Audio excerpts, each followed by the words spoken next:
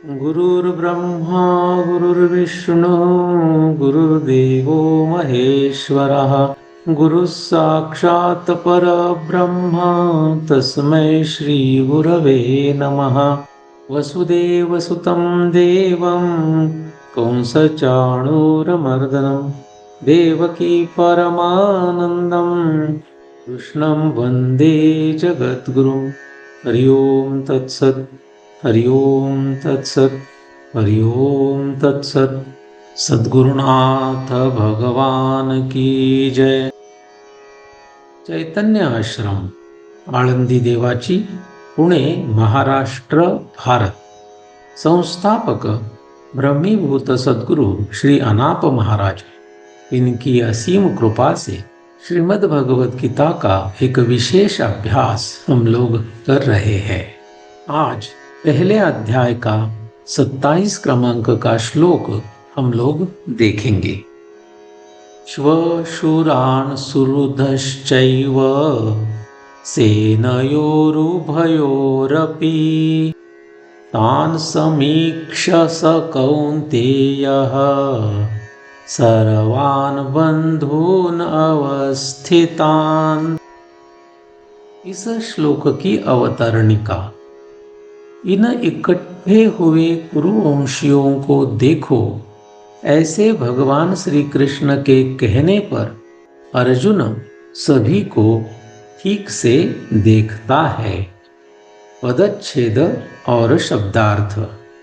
श्वशुरान ससुरों को, सुहृदः सुहृदों को, च और एव भी, सेनयोः सेनाओं में, उभयोः दोनों में, अपि भी, तान उनको, समीक्षा अच्छी तरह से देखकर, सह वह, कौन्तेयः कुंती पुत्र, सर्वान सभी को, बंधून बांधवों को, अवस्थितान अवस्थित रहने वालों को। अन्वय।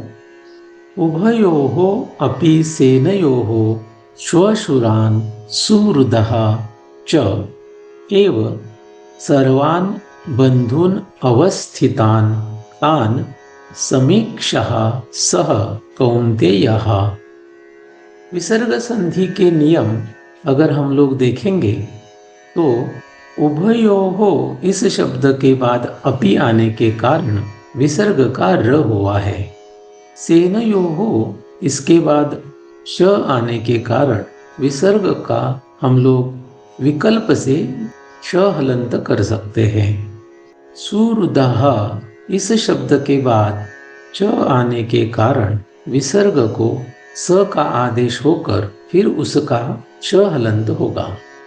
सह इस शब्द के बाद कोई भी वर्ण आए तो विसर्ग का लोप हो जाता है।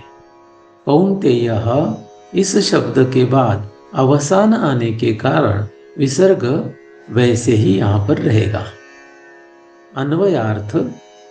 दोनों भी सेनाओं में ससुर और सुहृद भी, सभी बांधव अवस्थित रहने वाले उनको अच्छी तरह से देखकर वह कुंती पुत्र। यहाँ पर वाक्य पूर्ण नहीं हुआ है। अगले श्लोकों में इसके आगे का अभ्यास हम लोग करने वाले हैं। सरल अर्थ। दोनों भी सेनाओं में द्रुपद आदि ससुर और सुहृद, इनमें उदाहरण के लिए कृतवर्मा, भगदत्त और बहुत सारे निरपेक्ष उपकार करने वाले स्नेही भी, सभी बांधव अवस्थित माने कि युद्ध के लिए सज्ज रहने वाले उन सभी को अच्छी तरह से देखकर वह कुंती पुत्र। यहाँ पर दो शब्द ब्रैकेट में दिए हैं, कृतवर्मा और भगदत्त। कृतवर्मा यदुवंश की एक शाखा वृष्णि वंश के 7 सेना नायकों में एक है। वृष्णि वंश भगवान श्री कृष्ण का भी वंश माना जाता है। यह कृतवर्मा रुधिक का पुत्र था। एक अक्षौहिणी नारायणी सेना का वह सेनापति था। कौरवों की ओर से वह लड़ा। युद्ध में कौरवों की ओर से केवल 3 लोग जीवित बचे, कृपाचार्य, अश्वत्थामा और कृतवर्मा। मौसल युद्ध यदुवंश का गृह युद्ध। इसमें युधान माने कि सात्यकी ने इसका वध किया। महाभारत के अनुसार मृत्यु के पश्चात स्वर्ग जाने पर इसका प्रवेश मरुदगणों में हो गया। भगदत्त प्राग ज्योतिष देश अर्थात अभी असम, इसका वह अधिपति था।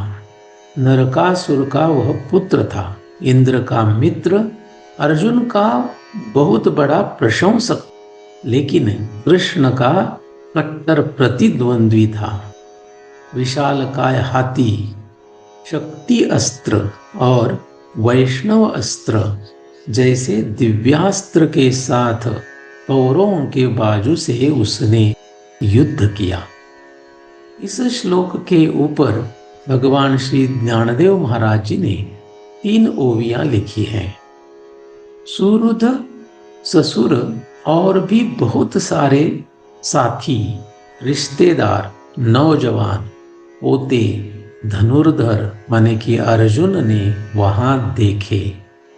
जिन पर उपकार किए थे या संकट में जिनका रक्षण किया था, ऐसे छोटे बड़े आदि अर्जुन ने वहां देखे। अब यह सब कुछ रहने दीजिए, माने कि यहाँ पर हम लोग इसके बारे में जो वर्णन है उसको रोकते हैं। इसके आगे अर्जुन ने क्या किया यह कहते हैं। इस तरह माने कि जो भी यहाँ पर वर्णन हुआ, इस तरह दोनों दलों में पूरा कुलगोत्र ही लड़ाई के लिए उभर कर आया है, ऐसा उस समय अर्जुन ने अवलोकन किया। इस तरीके से हम लोगों ने यह 27 क्रमांक का श्लोक समझने की कोशिश की। तो आज के लिए बस इतना ही। कुंडलीक वरदा हरि विठ्ठल श्री ज्ञानदेव तुकाराम पंढरीनाथ भगवान की जय। माऊली ज्ञानेश्वर महाराज की जय।